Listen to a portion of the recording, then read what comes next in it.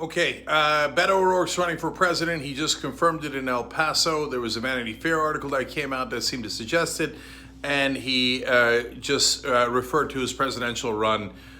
So it's official. He's in the race. This was actually a real question. Everybody's like, "Oh, is Bernie going to run? Come on, he's always going to run." Right now, it's like, "Oh, is Biden going to run?" He's leading the polls. Of course, Biden's going to run. Those were never questions. Kamala Harris, etc. Never a question. But Beto was a real question because he could actually run for John Cornyn's seat in Texas, and he might have a decent chance of winning that. So I wish he'd have done that. I would definitely support him over John Cornyn in it by a country mile, by a million miles. But I don't know that I've ever been more conflicted about anyone more than Beto O'Rourke. I had him on the show a bunch of times, and he was taking no corporate PAC money before Just Democrats even started that quote-unquote litmus test. So he deserves a world of credit for that. And he's been wonderfully progressive on some issues. And he said he was going to run on Medicare for All in Texas, which is brave and bold and part of the reason why I supported him.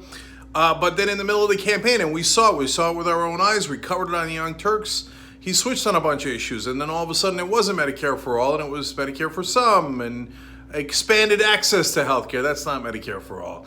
And Anna and I were covering a debate live for our members, tyt.com/join, by the way, to become a member. Ben and I are about to do an old school where we're going to talk about this a little bit more and some fun topics as well. But as we were doing that, we're like, wait a minute, he's saying things that's not what he was saying to me on air and not what he was originally running on. So like on corporate tax rates, he's like, oh no, we need to increase them again because the Republicans cut them too much. I was like, okay, great. And then he's like, so we need to go up from 21 to 25%. I'm like, what? No, they were at 35%, not at 25%. So if all you're going to do is, if I'm keeping it real, I know you're not supposed to say this in Democratic circles. Oh my! Because hey, it'll cost you votes if you're ever say anything critical of Obama. Well, look, I've been doing it my whole life. So if he pulls an Obama and he's like, oh, let's do a tiny bit of change. So they cut it by 14%, so we'll increase it by 4%. No, take back the corporate tax cuts. They don't make sense. We need to give that to our kids. We need to give it to our senior citizens, people who need health care, etc. The corporations already took it in terms of stock buybacks, etc. So I'm not interested in half measures. So in some things, he's great and progressive, and we will definitely hear him out. And I would love to have him back on the show and have him explain why he changed some of those positions. And so did he violate the fossil fuel pledge? That's a good question, but it doesn't look like he violated the no corporate PAC pledge. So good stuff and not so good stuff. And so him being in the race, how does that affect Kamala Harris? How does it affect Bernie Sanders?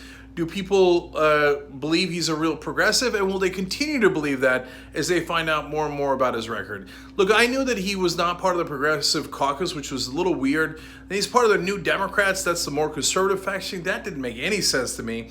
But it seemed like he was so good on some of the other issues, at least in the beginning, that I was like, okay, so, I don't know, maybe it's because he's in Texas, although El Paso, his district is very progressive. Anyway, it turns out after the election, Third Way comes out and says he's the perfect kind of candidate. And I was like, oh no. Third Way is 100% corporate, and they love corporate-controlled candidates. So if that's the direction Beto is going, that's a bit of a disaster.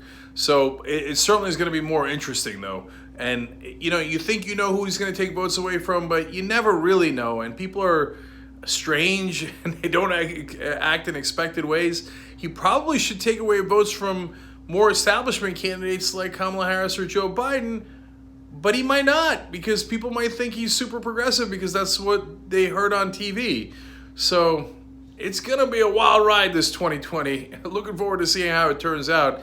But if Beto doesn't get enough momentum in time, I hope he drops out and runs against Cornyn because it'd be great to pick up a Texas Senate seat. But there's, by the way, other great progressives running there as well. And so Beto,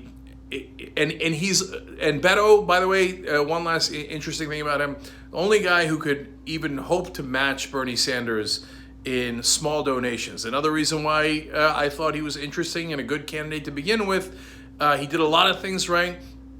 Being more authentic and having everybody, follow along on his campaign trail, doing all those Facebook Live videos. I mean, that is what I told every candidate to do. And again, he did that without me suggesting it at all. So there was a bunch of things that he was a trailblazer on and correct on, but also a number of policy positions that are of significant concern. So stuff just got real. The campaign definitely, whether you like Beto or not, certainly got more interesting tonight.